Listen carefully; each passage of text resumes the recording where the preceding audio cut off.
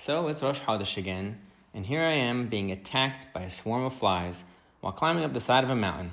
Down there you can see is where I parked my car, and this is the long and winding trail I've taken so far. And my goal is to get to the top. There you can see it. Sartaba.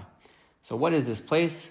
What does it have to do with Rosh Hodesh? And while we're asking questions, when was it that Jews in the diaspora started to keep 2 days of holiday for Pesach, Shavuot, and Sukkot?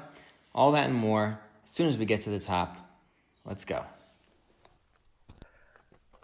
All right, so here we are on top of the Sartaba. So what does it have to do with Rosh Hodesh? Sartaba was one of the stations of the Masu'ot. This is a system mentioned in the Mishnah, Masechah Rosh Hashanah, where it describes how in ancient times witnesses would see the new moon, and they would come to the Sanhedrin to say they see the new moon. Sanhedrin would declare that a new month is starting, and now they have to notify the entire Jewish world that a new month is starting so everyone knows when the holidays are. The way they did this was with the system of beacons, of Masu'ot.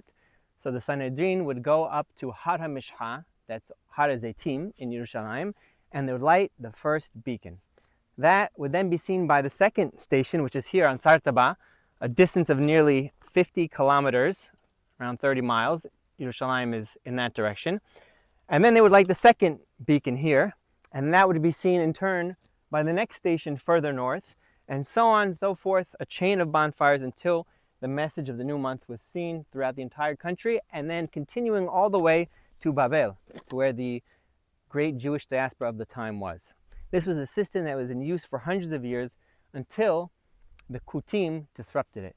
The Kutim, also known as the Shomronim, lived in this area. In this direction to the west, you could see the mountains of the Shomron. By contrast, down there is the Jordan River Valley, and on the other side, Harei Gil'ad in Jordan. And the Kutim disagreed with the rabbis on many things. One of them was the calendar and when the holidays are. They held that Shavuot always had to be on a Sunday, because as it says in the Torah, we start counting the Omer mimahurat HaShabbat. And because they disagreed with the rabbis regarding the calendar, they started lighting bonfires on the wrong night, just so that they would disrupt the whole system and no one would know if it was real, if it was not. And then the rabbis had to revert to the system of the shluhin, the messengers. They sent messengers from the Sanhedrin throughout the whole country and all the way to the diaspora. This was more reliable because now you know that the messengers are authentic and that it's real. But the downside was, instead of everyone knowing when Rosh Hodesh was on that night because the bonfires reached them, it took days upon days. And that meant that outside of Israel, they wouldn't get the message in time for the holidays in the months of Tishrei or Nisan, and they wouldn't know which day the holiday starts. They'd have to keep 2 days because of the uncertainty, because of the safek. So the view up here is really insane, 360 degrees, starting from Midbar Yehuda, all the way up here to Harei HaShomron. Down there you can see that green patch is Nahal Tirza, known in the Torah as Derech Mebo HaShemesh, that continues up to Shechem. And Harei Gil'ad down here, the Jordan River Valley. There's a lot of Jewish settlements here, including this one, which is called, there it is, Masu'ah, named after the Masu'ot, which was so important to this mountain in this area. But only after climbing up here, I understood something that it says in the Tosefta. There, the system of the beacons for Rosh Hodesh is described, but there it's not called Masu'ot, it's called Masa'ot with an ayin. A Masa is a trek or a journey, a hike.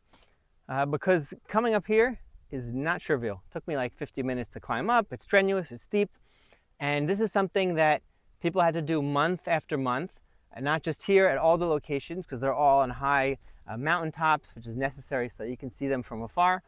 And they did it because it was such an important mission to let all of Am Yisrael know when the holidays were, to unite the nation on Rosh Hodesh. So this Rosh Hodesh, appreciate the Masu'ot, appreciate those journeys that they used to do, and have a wonderful month. Chodesh Tov.